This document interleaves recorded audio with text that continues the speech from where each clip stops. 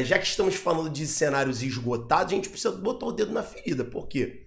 O transporte automotivo, um dos motivos para ele não ser deixado de vez, né, como uma realidade, né, de locomoção, é isso aqui, né, Zé? O mercado petrolífero ainda como um segmento altamente influente. Estamos no ano 2023, onde o presidente Joe Biden dos Estados Unidos, né, Zé, que foi eleito com uma cartilha verde, né, a tal da economia carbon free, agora está incentivando perfuração de lençóis de petróleo no Alasca, o tal do projeto Willow, e temos o Brasil agora também mergulhando nessa, né? As Guianas, galera, para quem não sabe, cresceram de 2022 para 2023 37%, porque descobriram novas reservas petrolíferas. E agora a gente vai até ver alguns vídeos sobre isso daqui a pouquinho, mas a gente tem esse contexto importante onde a América Latina volta a ser o grande foco, tanto na Venezuela como no Brasil. Parece que no leito agora do Amazonas, Zé, novas jazidas estão sendo encontradas e o Brasil pode, ao invés de mudar a matriz energética, ampliar sua base petrolífera nos próximos anos, né? Thiago, se você pensar com calma, assim, a América Latina ela se destaca hoje como o novo Oriente Médio. Novo Oriente Médio. Não precisa ser um grande estudioso para você entender que se na Venezuela eu tenho a maior reserva mundial de petróleo do mundo, ali na bacia de Orinoco, ali próximo daquela área eu tenho mais petróleo, né? E aí você tem a bacia do Urucu, que fica lá no estado do Amazonas. Na parte oeste, né? A parte mais... Que tem gás e petróleo ali, né? Gás e petróleo.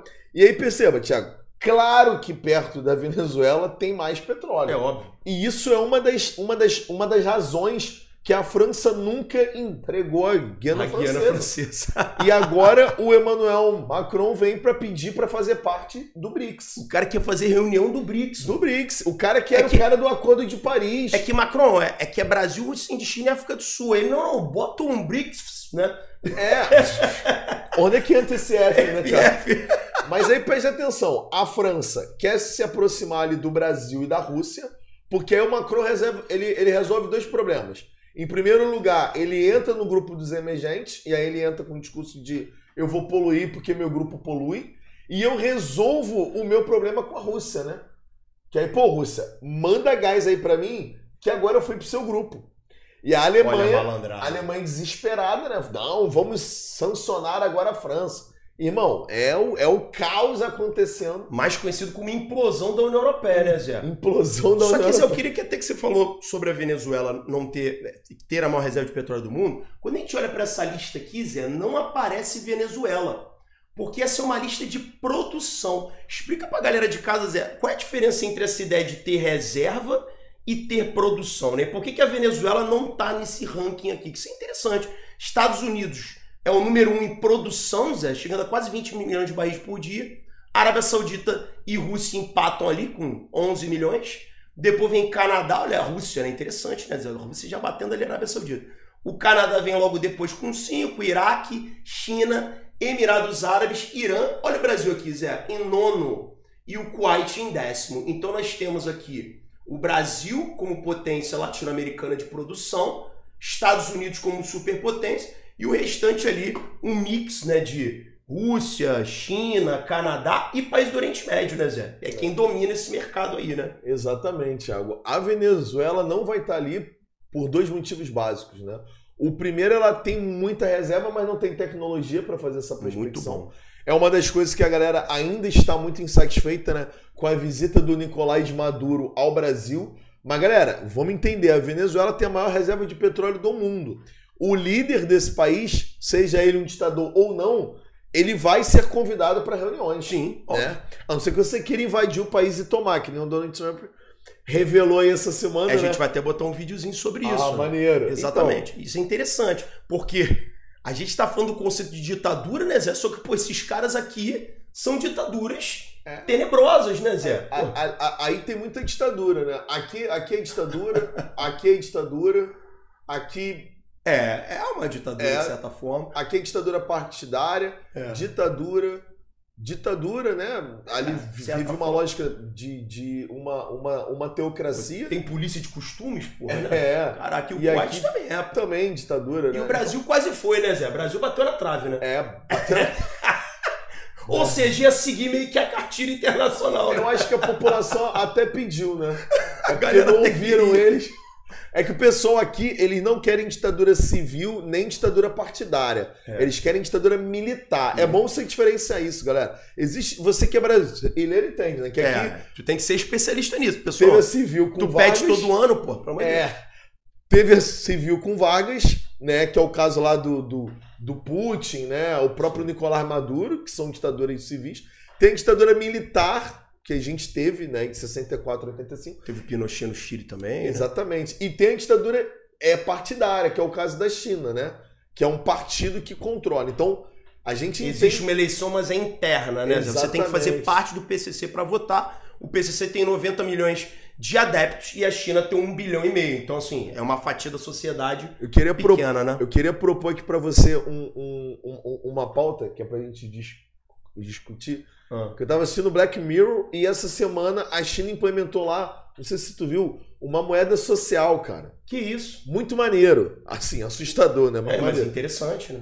O cidadão que faz as coisas que o partido quer, ele ganha pontos. Se tu fizer algo que contraria o partido, tu perde pontos. Só que esses pontos é o que te permite passar em um pedágio, ir ao supermercado. Caraca. Muito bizarro. Não é só uma moeda social, é tipo uma criação de castas, né? Exatamente, assustador. Cara. Aquele episódio da menina dos likes lá, exatamente, né? Esse episódio é maravilhoso. Esse episódio cara, assustador. A gente pode propor aqui. Propor esse debate. Interessante, porque é uma parada bizarra você imaginar que a China tá criando um microverso, né, próprio e fechado, né, Zé? Fechado, né? Com regras próprias, com relações de trocas próprias. Ou seja, a desglobalização ela realmente vingou, né, Zé? A fragmentação do espaço mundo de forma definitiva, né? Exatamente. Caminha-se a passos largos da desglobalização. E aí você vê aqui, Zé, aqui. Peraí. Obrigado. Aí os consumidores de petróleo, Zé, os Estados Unidos eles produzem mais e consomem mais. A China, ela fica, né, em sexto na produção, mas é o segundo que mais consome, Zé, fica ali pertinho dos Estados Unidos. A Índia já aparece como terceiro consumidor, né, população maior do mundo hoje em dia.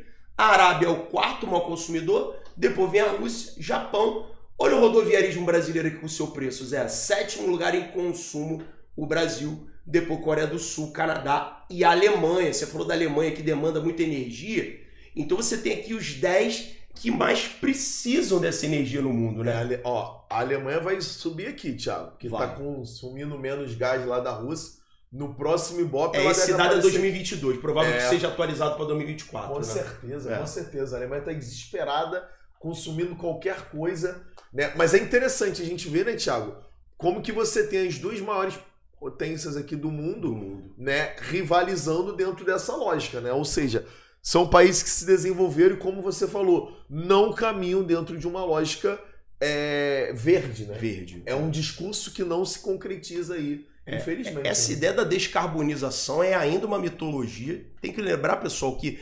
38%, né, da matriz energética mundial ainda é petrolífera, ou seja, é mais de um terço só numa fonte. Então, a gente ainda tem um planeta carbônico. Essa ideia do carbon free, do green, né, capital verde, são alegorias que eu acho que até servem ao próprio capitalismo, né, Zé? Para te dar um selo, um prestígio, uma ideia de que você está se sofisticando, mas a realidade ela foge disso completamente. Tá bem longe, tá bem longe. Inclusive, isso é artifício, né, Thiago? Para que você venda as tecnologias verdes, para que você venda as tecnologias, né? E entra um pouco naquela frase do faço o que eu digo, não faço o que eu faço. Usa verde aí que o meio ambiente está se dando mal. E eu vou ficar usando aqui o petróleo e mantendo a minha economia. E você vai gastar pra caramba pra comprar essas alternativas. Pra mudar a tua estrutura, e eu vou aqui usar o mais barato e predatório, né? Então, é um discurso que a China, ela meio que já entendeu essa ideia, por isso que a China, ela investe no verde, mas ela mantém a sua base suja, porque a gente sabe que a rentabilidade e lucratividade das empresas hoje também passa por isso, né, gente? Chamada flexibilização.